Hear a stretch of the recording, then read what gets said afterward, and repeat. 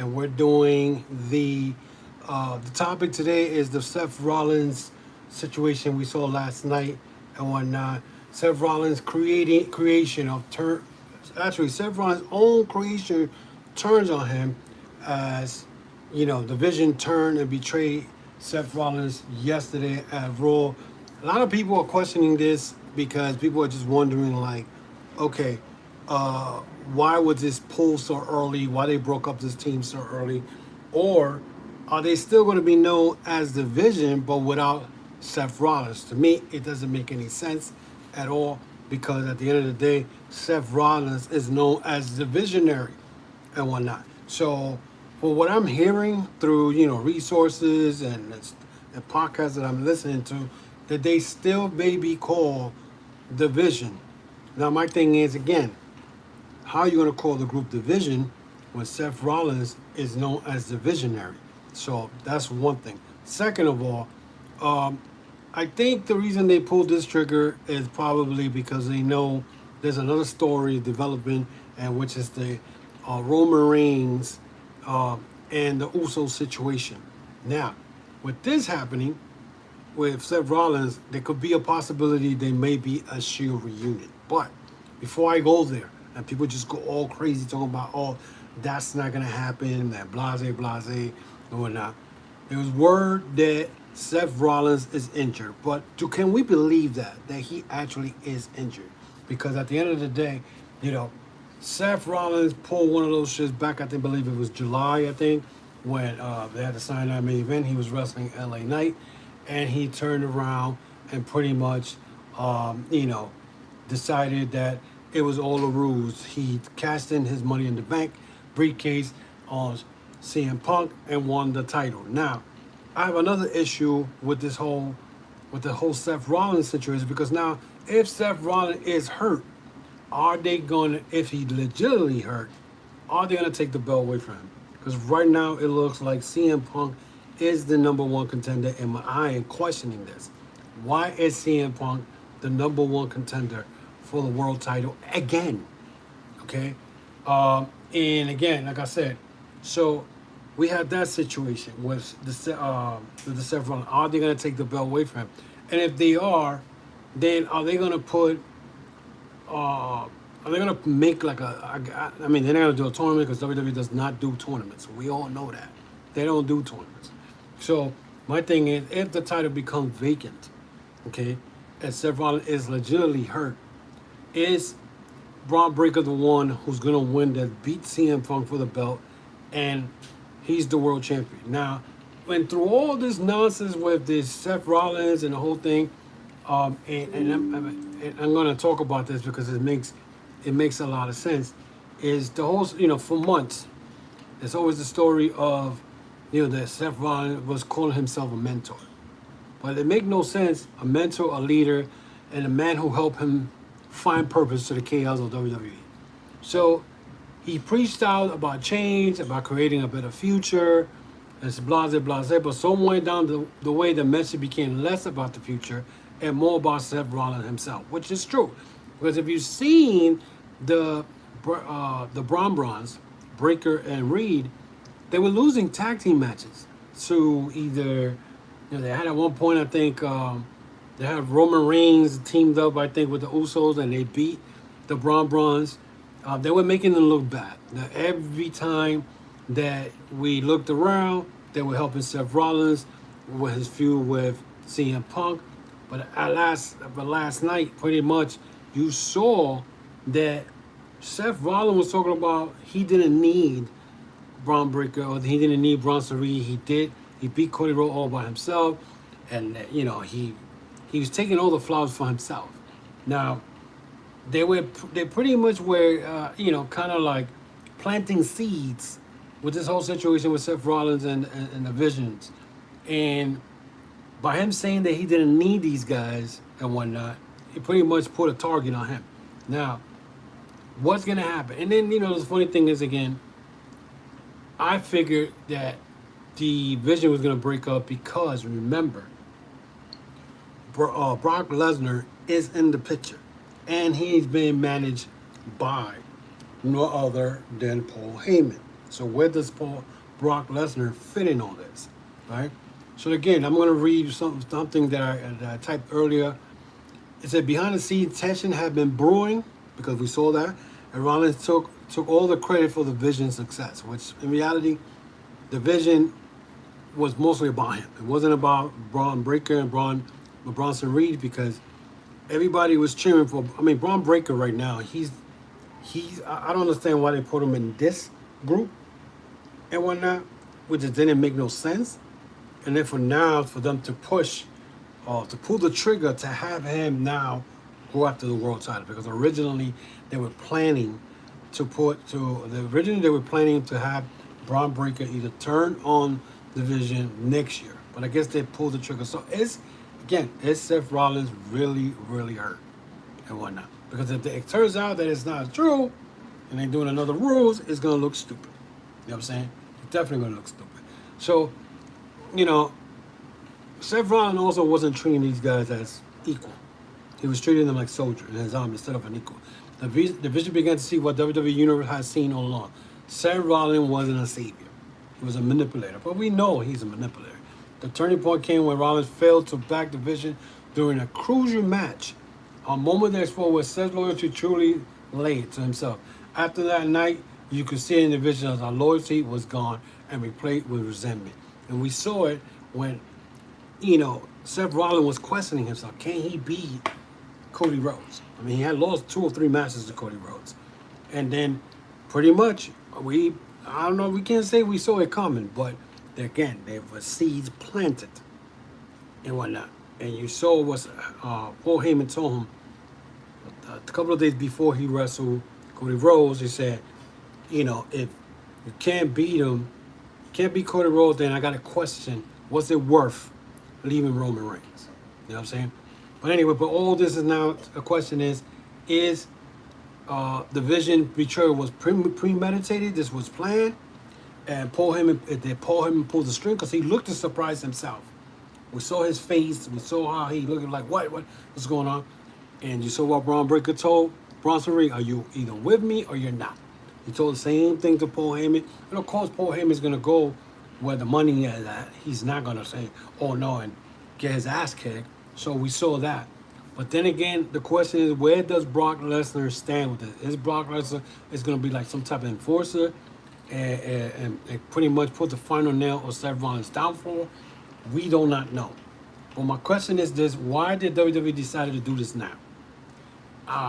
And if them by doing this, are they right now gonna two things? Either 2 things can happen out of all this, and I want to say one: Bron Breakker becomes the world champion. He probably beats CM Punk for the belt and whatnot, or CM Punk ends up winning the belt and Bron Breakker goes after him and beats him, and then Seth Rollins comes back and whatnot. We could see that part. Or there's another thing that came into my mind, and I heard this also today, was the fact that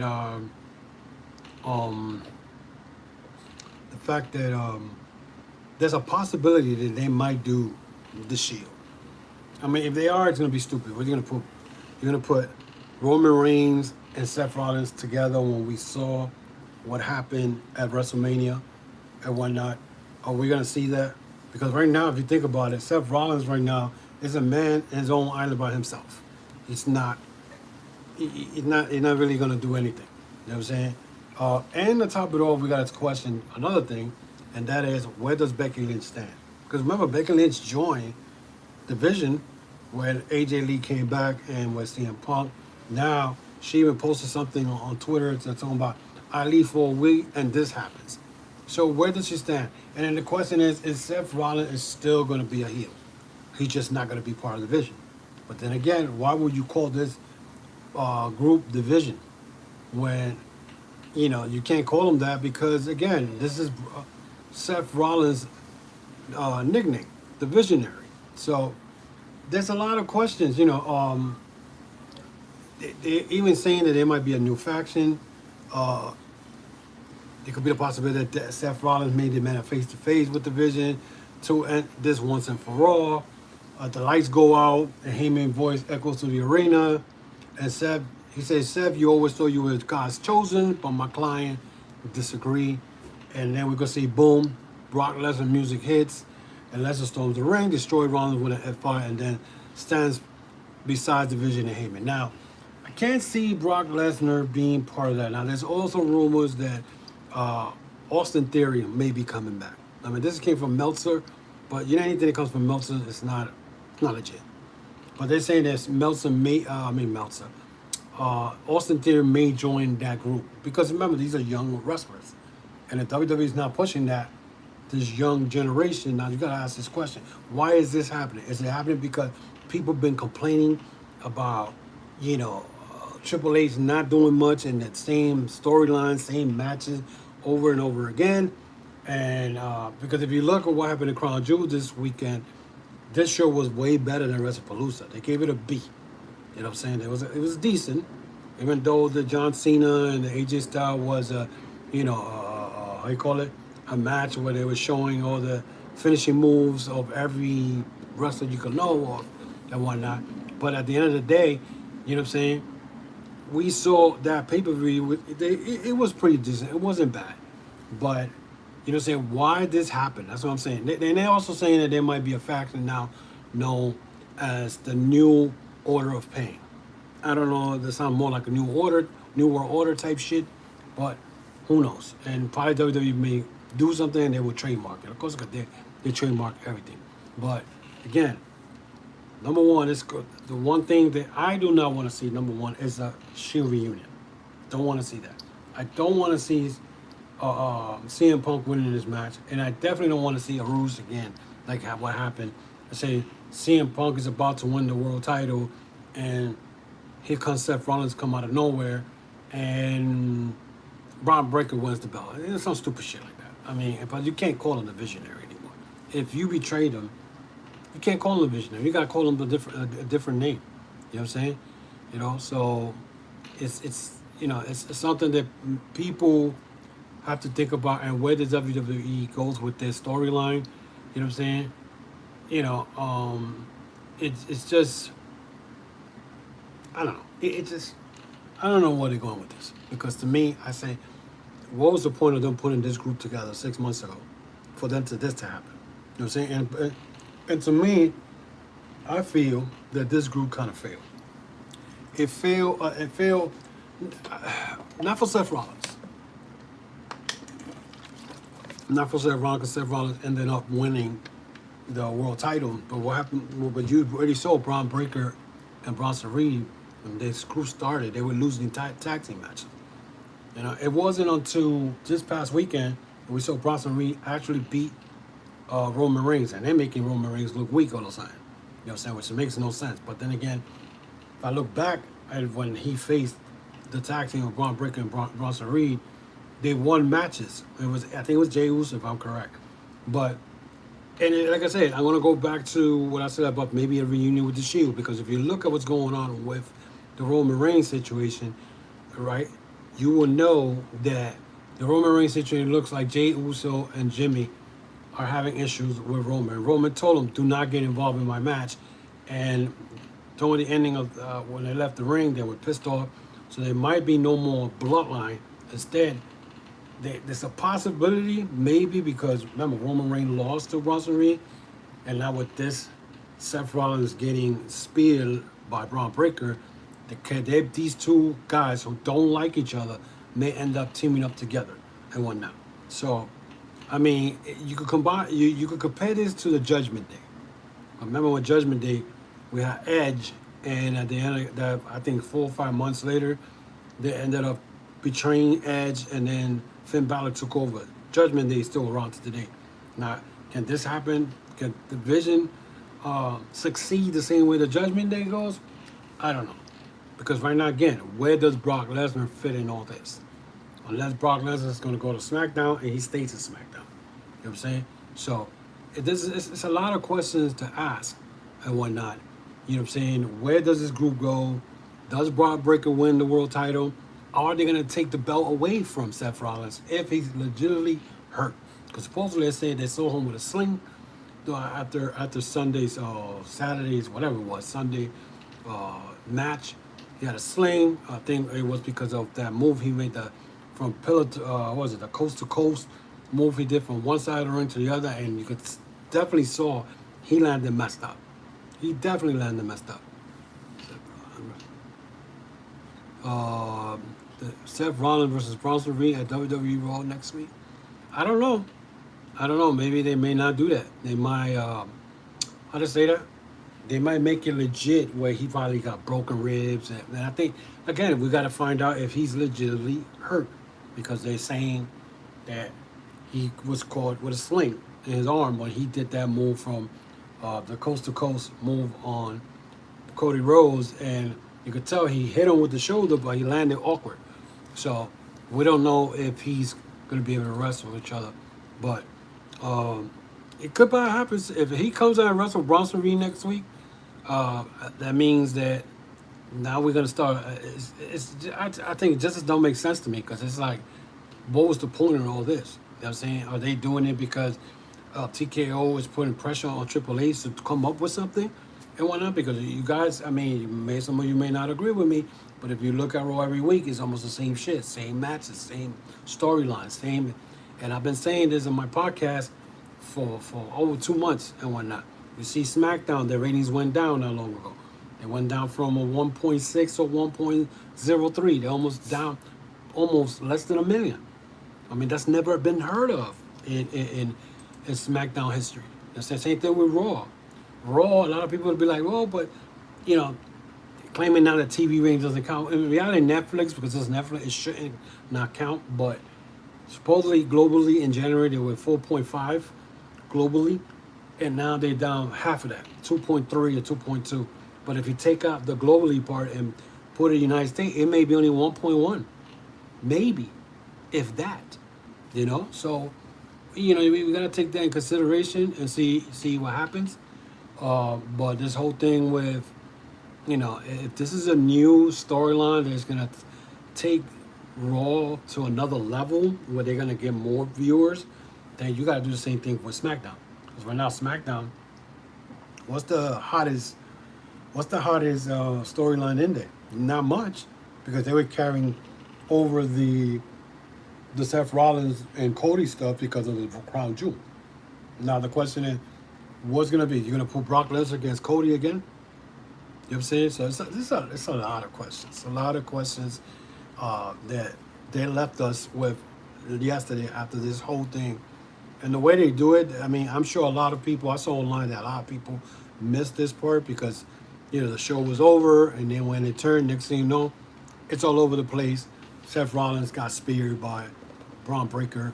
And again, Bron Breakker, why not give him the world title? This guy had two intercontinental reigns, and they both lasted 51 days.